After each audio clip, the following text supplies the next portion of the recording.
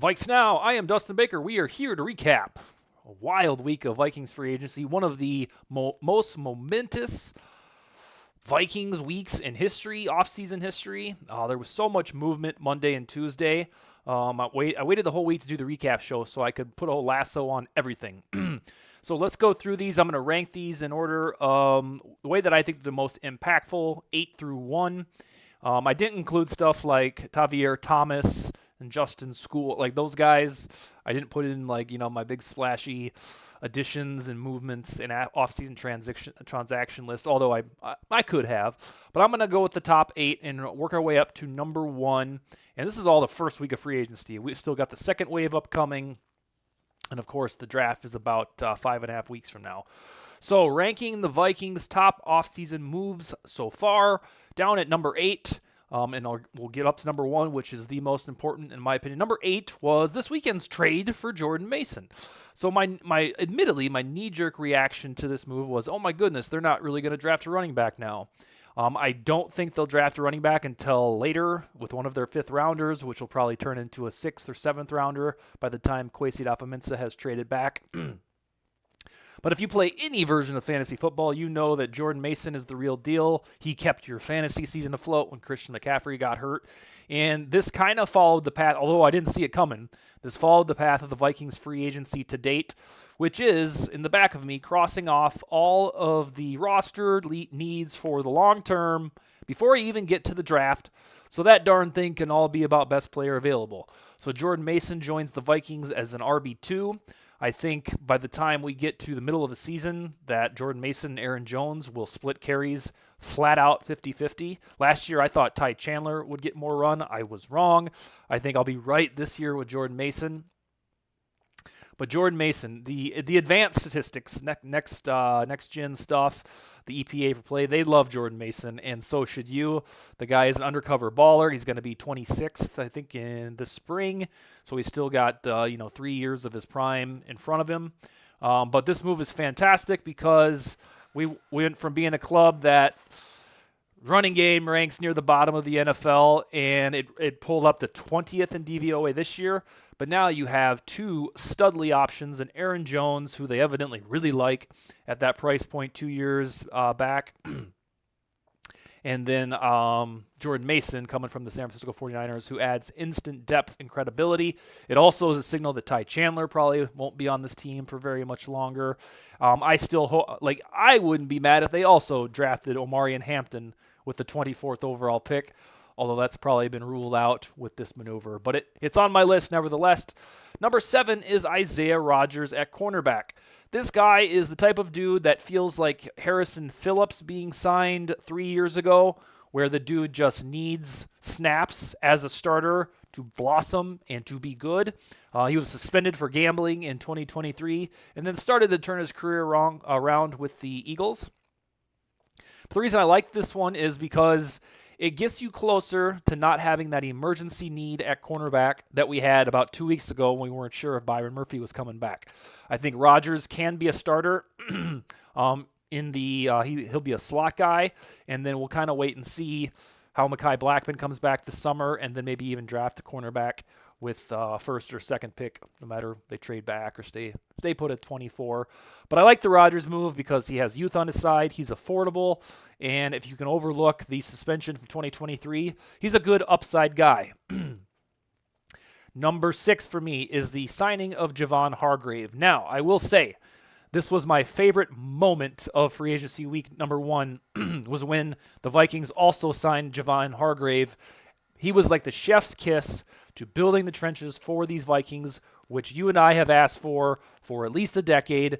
They finally realized it. They did the trenches in like 1 hour on a Tuesday morning, and here we are in good shape. But the thing I love about the Hargrave move is it adds wealthiness. It adds depth, abundance, an embarrassment of riches in the trenches, whereas we would have been merely happy with Jonathan Allen signed on the dotted line. More on him later. But the fact that they went and also got Javon Hargrave, who is a very sturdy defensive tackle who can get after the pass rusher, it shows that they finally understand the concept. You can't expect to have a Super Bowl contending team when your three technique pass rushers are Jerry Tillery and then Jonathan Bullard sometimes, although Bullard's good against the run. Adding Javon Hargrave to me was the absolute cake topper to early free agency because it was proof that we are now one of those teams that has pretty fantastic trenches. Number 5 is Will Fries. Now, you might think this is low on this list, and it probably is. But the reason I don't have Fries up in my top 5, a lot of people have him at number 1, is the guy was only good for 6 games in his career. If you would have pulled his PFF card in his first 3 seasons, he looked like a guard that should have played for the Vikings, who was average, mediocre, maybe eventually be good. But then he played wonderfully in the first 6 games of 2024, broke his leg, somehow had a pretty pristine reputation coming into free agency, and then when Trey Smith went off the board to the franchise tag the Chiefs, Fries became the top guard on the market, and bada bing, the Vikings got him. The reason that I have him on this list in general is because we've made memes, maybe not me personally or you personally, but there have been memes made about the Vikings getting a guard. They finally have done that, and now Fries has youth on his side, 5 years, $88 million contract, the largest external contract handed out by Kwesi Adofo-Mensah to date. And I really enjoy this move because the Vikings got the top guy at his position on the market for the first time in the Kwesi Adofo-Mensah era. And if you trust his small sample in 2024, if that's the way that he'll always play, then the Vikings will be set at right guard. So welcome to the team, Will Fries. Number 4 for me is Byron Murphy Jr. back. The reason I like this one is we were pretty apprehensive there for a week because it looked like he might skedaddle, he might go to the highest bidder. And if you didn't have Byron Murphy back on this team, then you were in a panic mode at cornerback because you would have had to hope that you get somebody like DJ Reed, who went to the worst possible place, the Detroit Lions, Asante Samuel, who I don't think has signed yet, and then you're looking at Paulson Adebo, who was same type of thing with Will Fries' injury.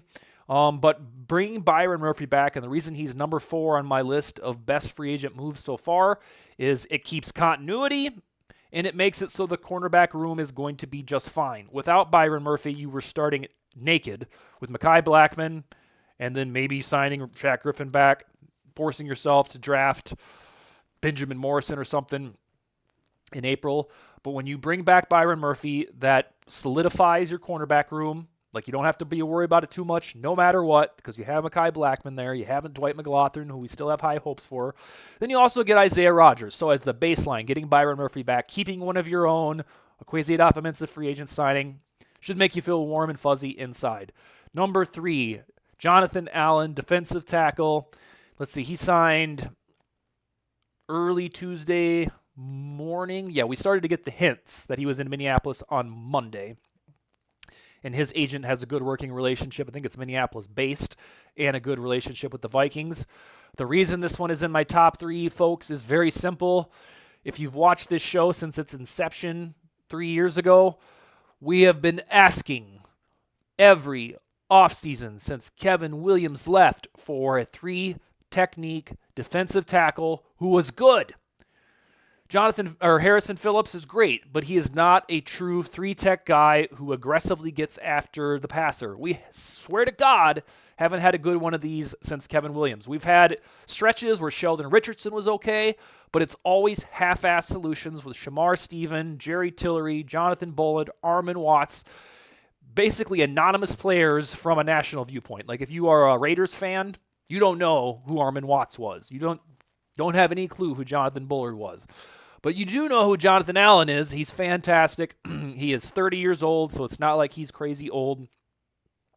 But he is a guy, just like the Eagles have employed, that you can trust in the middle of the defensive line, and he makes it so that you don't have to necessarily blitz all the time in this blitz-happy defense. Kwesi Adofo-Mensah said it best at the NFL Combine that we've got to figure out a way to get to the quarterback with just 4 defensive linemen. Jonathan Allen is one of those guys. So for the sheer fact of somebody finally listening to us that you're allowed to sign a defensive tackle who can get to the passer, thank you. Number 3 is Jonathan Allen. Number 2, I flirted with putting this at number 1. Number 2 is letting Sam Darnold walk. None of this shit that I've been talking about here for 10 minutes would be possible if they would have re-signed Sam Darnold for 3 years and $100.5 million. You may have got one, possibly two of these 4 trench personalities in Javon Hargrave, Will Fries, Ryan Kelly, Jonathan Allen. Maybe 2, realistically 1. But this is the perk, guys and gals, when you don't employ Kirk Cousins for $35 million per season or whatever he was near the end, or flirting with Sam Darnold, re-upping his contract after 2 abnormally shitty performances down the stretch of the season. You free up the books to hand this very small contract to your rookie passer, J.J. McCarthy, and then you go out and sign really sweet players in free agency. Letting Sam Darnold go was the jumping off point to be able to do this. So all of the celebrations that you had emotionally about, yes, the Vikings, they won free agency, that was completely enabled by letting Sam Darnold go play for the Seahawks. Maybe it would have been great business to have it both ways at quarterback, be somewhat secure, hedge your bet against J.J. McCarthy and have Sam Darnold back. But I'm here to tell you right now that J.J. McCarthy would have won that summer battle, and then Kwesi Adofo-Mensah would look downright foolish for employing a backup quarterback at $33.3 million per season. So the spending, absolute lollapalooza of getting these defensive tackles, these guards, these centers, was a direct product of not spending big money on a veteran quarterback like Sam Darnold or in years past Kirk Cousins. So kudos to whoever said that. Let's let this guy walk. I hope Sam Darnold plays great in Seattle because we've got our guy in J.J. McCarthy. All right, the number one thing that I got for these Vikings, the best offseason addition, first week of free agency, is center Ryan Kelly. I did not think he would be on the Vikings' radar. I hoped they were going to get Drew Dahlman if they were going to spend that much. But Kwesi Adofo-Mensah doesn't typically pursue old free agents, and Ryan Kelly at age 32 would be old by his standard. So I didn't even have him on this board back here. But they didn't care about age this time, and you went and got a top 3 center in the NFL who's been to 4, count 'em, bitch, 4 Pro Bowls. The reason that this is just fantastic is twofold. We became complacent. When Garrett Bradbury would play against the Giants, when Garrett Bradbury would play against the Packers, we would just accept that his ass would get mauled by Dexter Lawrence or Kenny Clark, and there's nothing we could do about it. We built it into the game plan. At least as fans, writers were like, well, he's going to get destroyed. Hopefully the rest of it holds up. You don't have to feel that way anymore. Ryan Kelly is not going to get abused and battered by some strong-ass defensive tackle on the other side of the line. He can hold his own. The era of guaranteed destruction for Garrett Bradbury is over. Now, he's another guy. I hope he does great with the Patriots or Falcons, wherever the hell he goes. But as a first rounder from the 2019 NFL draft, drafted that high, number 18, I think it was, you've got to be a Pro Bowler. Otherwise, you can wait on center until way the hell later in the draft. So, bless Rick Spielman's heart. He tried to fix the trenches, tried to get Bradbury. Bradbury did some nice things in the run game, but we don't have to sit there and anticipate on a Thursday. You're thinking about the Vikings game. Oh, shit, they're playing the Giants. Well, usually we would be able to beat the Giants. I don't know, though, because Dexter Lawrence is going to beat the shit out of Garrett Bradbury. We don't have to think about that anymore. And for that reason, this is the top acquisition. The other part of the twofold that I mentioned is this is the perfect timing to get a center who does it all, that isn't a one-trick run-blocking pony, because J.J. McCarthy, for all intents and purposes, will be taking over, and Ryan Kelly is a perfect man to pair him with for the first, 3 seasons in the NFL. You'll have the communication part down between Kelly and McCarthy. McCarthy doesn't know that Garrett Bradbury is probably a very good communicator. He just doesn't, and so they got a clean slate for the anchor of the offensive line in the middle of it in Ryan Kelly by getting rid of Bradbury, and you start the McCarthy era off right, and so he just doesn't get used to a standard of living like, well, I know this guy in front of me is going to get blown up by Kenny Clark. We can't do anything about it, but let's hope that maybe eventually we'll get a new center. No, we did that right now with Ryan Kelly. All right, folks, so recapping these. Jordan Mason, number 8, the trade. That's pretty sweet because we have running back depth Best player available is truly on board and available in this draft. Isaiah Rodgers at cornerback, number 7. He has upside. Number 6, Javon Hargrave, who I consider the cake topper to free agency. Number 5, Will Fries. My only beef with him whatsoever is he had about month and a half, 2 months worth of good football in his whole career. Hopefully it translates into more. Byron Murphy made it so that the cornerback room is okay no matter what. Without him, you're starting from scratch this offseason at cornerback. That would have been spooky as shit. Jonathan Allen, they listened to us. They finally got a defensive tackle who can rush the passer. That's allowed. You can go do that.